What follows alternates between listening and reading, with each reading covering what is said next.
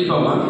அன்பான ஆசிரியர்கள் கிட்ட இருக்க பொறுமை, அவங்களுக்கும் குடும்பம் இருக்கு, வீடு இருக்கு, அவங்களுக்கு வேலை இருக்கு, எல்லா வேலையும் செஞ்சு நம்மளுக்கு கல்வி கொடுக்கணும். 9 மணிக்கு தானே வந்து கிளாஸ்க்குள்ள நின்று அவங்க நினைச்சுட்டா வாங்குற காசுல சிடு சிடு 4 செவத்துக்குள்ள கிளாஸ் எடுத்துட்டு போகலாம். ஆனா தங்களோட குழந்தைகளை மாதிரி ஸ்டூடெண்ட்ஸ் நினைச்சனால அன்பா பொறுமையா செஞ்சுக்கிட்டே கிளாஸ் எடுத்து கிளாஸ் தவிர கேமு அது இது எல்லாமே நம்மளுக்காக நடத்துறாங்க. மாணவர்கள் தேவை ஆதங்கமா அரவணைப்பா. இப்ப பேசிக்கிட்டே இருக்க ஒரு குழந்தை, அந்த குழந்தைய ஒருமை சொல்லுவாங்க, கண்டிப்பா நான் சொல்லுவாங்க, நீ பேசுறதுதான் லாய்க்கு, உன்ட்ட எதுவுமே இல்லை, பேசலாம் முன்னேறவே மாட்டாங்க அப்படின்னு கண்டிப்பா நான் சொல்றாங்க. இதே ஒரு அன்பான ஆசிரியர் சொல்றாங்க, நீ நல்லா பேசுற, படிப்பாளனா என்ன, நான் உன பேச்சு போட்டிக்கு மேடை ஏற்றி விடுறேன் அப்படின்னு சொல்றாங்க. அன்பான ஆசிரியர்கிட்ட மட்டும்தான் வில்லனை ஹீரோ ஆக்க முடியும். அடுத்து பாசிட்டிவிட்டி. இப்ப இருக்க ஜென்சி காலத்துல என்னங்க இருக்கு பாசிட்டிவிட்டி? எங்க பார்த்தா நெகட்டிவிட்டி, போன பார்த்தா நெகட்டிவிட்டி, வீட்டை பார்த்தா நெகட்டிவிட்டி, எங்க பார்த்தா நெகட்டிவிட்டி. பாசிட்டிவிட்டி எங்க தான் இருக்கும்?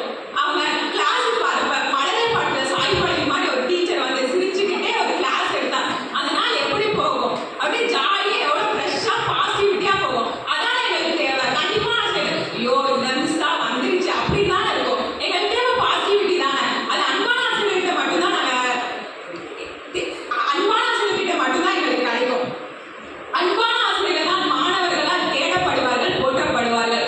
பல தண்டனைகளும் மன உளைச்சல்களும் அன்பான ஆசிரியர்களால் தரப்படும். ஆனால் அதிலிருந்து வெளிவரும் நம்பிக்கையும் தூண்டுதலும் அன்பான ஆசிரியர் தர முடியும். எனவே நடுவர் அவர்களை அன்பான ஆசிரியர்களை மாணவர் முன்னேற்றத்துக்கு பெரிதும் உதவி செய்வார் என்று கூறி எனது உரையை முடித்துக் கொள்கிறேன். நன்றி, வணக்கம். ஜன்னல் வழியாக வரும் மின்வெட்டுதலை போல நமது ஜன்னத்துள்ளவர்கள் பேசிய தமிழ் வெட்டுக்கள் எங்கள் வெளியில் முழக்கமாக இருக்கின்றது. அதைவிட இன்று கண்டிப்பான ஆசிரியர்களே என்பதை இடியை விட சூறாவளியை போல லா இந்திராதேவி ஃபர்ஸ்ட் பிஎஸ்சி சிஎஸ் டிஎஸ்பியிலிருந்து பேச வருகிறார்.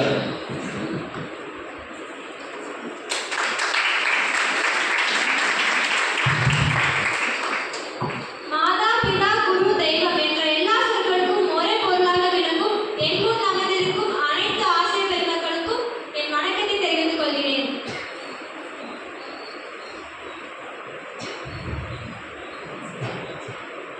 நடுவர் அவர்களுக்கும் வணக்கத்தை தெரிவித்துக் கொள்கிறேன். நன்றிமா. மாணவர்களின் முன்னேற்றத்தில் பெரிதும் பங்கேற்பவர்கள் கண்டிப்பான ஆசிரியர்களே என்ற தலைப்பில் இன்னைக்கு நான் பேச வந்திருக்கேன். நடுவர் அவர்களே, உங்ககிட்ட ஒரு கொஸ்டின். சொல்லுமா. காலேஜுக்கு முன்னாடி ஒரு சிலை பார்த்துருக்கீங்களா? பார்த்துக்கம்மா. அந்த சிலை பாறையாக இருந்தால் பார்ப்பீங்களா? பாறையாக இருந்ததுன்னா பார்த்துருக்க மாட்டேன். சரிக்கு விளையாட முடியுமான்னு செக் பண்ணி பார்த்துருப்பேன். அப்போ அந்த பாறையாக இருந்தால் பார்த்துருக்க மாட்டீங்க தானே? இல்லைம்மா, பார்த்துருப்பேன். அப்போ அந்த பாறையே இருந்தா பார்த்துருக்க மாட்டோம். ஆனா அந்த சிற்பி வந்து அதை செதுக்கி அது அழகான ஒரு சிலையை மாற்றினப்போ நம்ம அதை பார்க்குறோம். இந்த காலேஜில் இருக்க எல்லாருமே பார்க்குறாங்க. அதே மாதிரி தான் நம்மளோட மாணவர்களும் அவங்களோட தவறான வழியில போகாம இருக்கிறதுக்காக ஒவ்வொரு ஆசிரியர்களும் தன் மாணவர்களை சிற்பி மாதிரி செதுக்குறாங்க. ஆசிரியர்கள் வெறும் கற்பிக்கிறவங்க மட்டும் கிடையாது, சிற்பிகளும் இந்த இடத்துல நிரூபிக்கிறாங்க.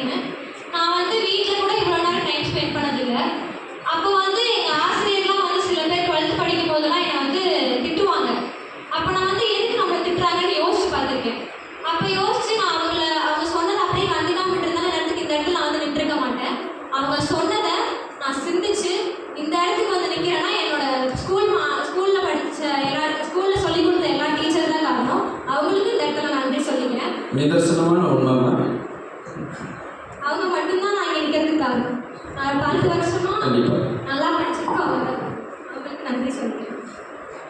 உன் வாழ்க்கை உன் பொறுப்பு அப்படின்னு கற்பிக்கிறவங்க வெறும் பயிற்சியாளர் மட்டும்தான். உன் வாழ்க்கை என் பொறுப்புடா அப்படின்னு நம்ம பெற்றவங்களுக்கு அப்புறமா சொல்றது ஆசிரியர்கள் மட்டும்தான். இந்த இடத்துல பெருமையா சொல்றேன், ஆசிரியர்களை பெருமையா இந்த இடத்துல சொல்றதுக்கு நான் ரொம்ப பெருமைப்படுறேன்.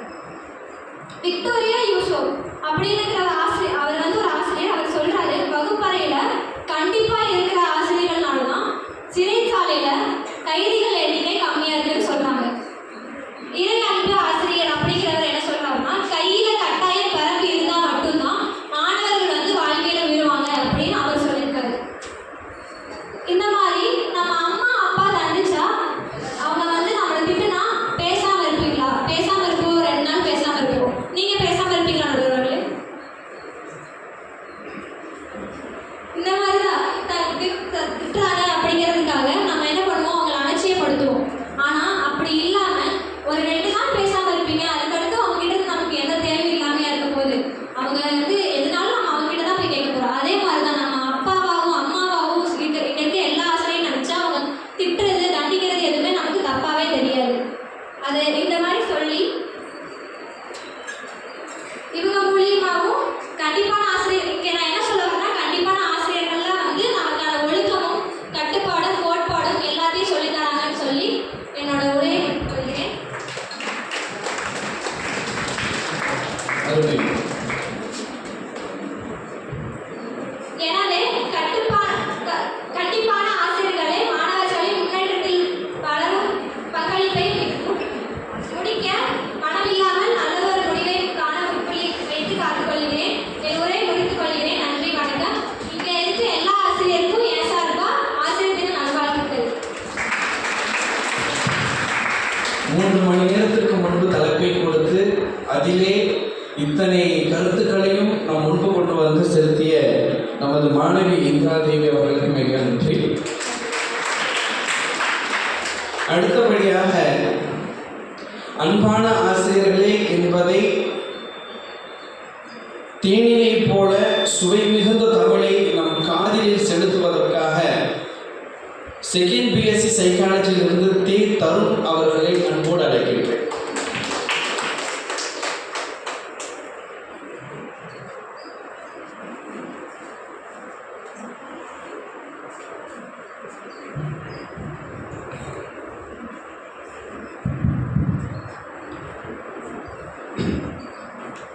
அனைவருக்கும் வணக்கம்.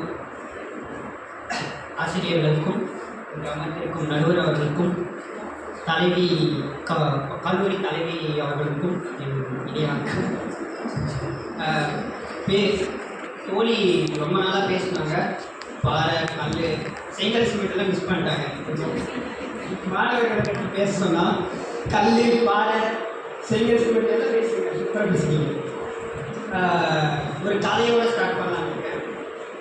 ஒரு ஆசிரியர் ஒரு பள்ளிக்கூடம், அங்கே வந்து ஒரு மாணவன் வந்து பேனாவை தெரியாமல் எடுத்துக்கிறான். ஒரு மாணவன், அந்த தொலைப்பட்ட மாணவன் வந்து போய் சொல்கிறான், என்கிட்ட எங்கள் பேனாவை இருந்துச்சு, அதை யாரும் திருடிட்டாங்க, எடுத்துட்டாங்க, எங்களுக்கு யாரும் தெரியல, வந்து கண்டுபிடிச்சி கொடுங்க சார் அப்படின்னு கேட்குறாரு. அந்த ஆசிரியர் வந்து உள்ளே போய் சொல்கிறாரு, உள்ளே போகிறாரு. மாணவர்கள் எல்லாம் இருக்காங்க, உட்கார வச்சுட்டு எல்லாத்தையும் கண்ணை மூட சொல்கிறாரு. என்னடா எல்லோரும் கண்ணை மூட சொல்கிறாருன்னு அவர்களும் மூடிட்டாங்க. கண்ணை மூடிட்டு ஆசிரியரும் நானும் கண்ணை மூடுறேன் அப்படின்னு சொல்கிறாரு. அவரும் கண்ணை மூடிட்டார். அவர் சொல்கிறாரு, நானும் கண்ணை மூடியிருக்கேன், நீங்களும் கண்ணை மூடியிருக்கீங்க, யாராவது எடுத்துருந்தா கீழே தூரமாக போட்டுருங்க, இல்லைன்னா டேபிள் மேலே வந்து வச்சுருங்க அப்படின்னு சொல்கிறார். அந்த மாணவனும் எடுத்துகிட்டு வந்து டேபிள் மேலே வச்சுட்டு போயிடுறான்.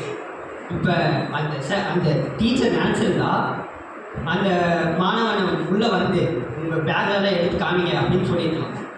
அவனுக்கு ஒரு திருட்டு பட்டத்தையும் சூட்டியிருக்கலாம். அந்த அன்பை அதை பண்ணாமல் ஒரு அன்போட அந்த அந்த பிள்ளைங்க வருங்காலத்தை யோசிச்சனால தான் அவர் அந்த ஒரு முடிவு எடுத்திருக்காரு.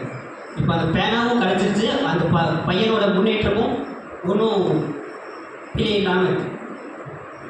இங்கே மாணவர்களின் முன்னேற்றம் என்று பேசுகிறதுனால மாணவன் முன்னேற்றம் எதில் இருக்குது அப்படின்னா, ஒரு மாணவன் வந்து எங்கே கேள்வி கேட்க பயம் இல்லாமல் இருக்கானோ அங்கே தான் அந்த மாணவனின் முன்னேற்றம் இருக்குன்னு நான் சொல்லுவேன். மாணவன் எங்கே கேள்வி கேட்பான்னா அந்த பயம் இருக்கக்கூடாது. கேள்வி கேட்குறான்னா ஒரு கேள்வி கேட்கப்பட்டால்தான் புது சிந்தனைகள் தோன்றுகிறது இல்லையா?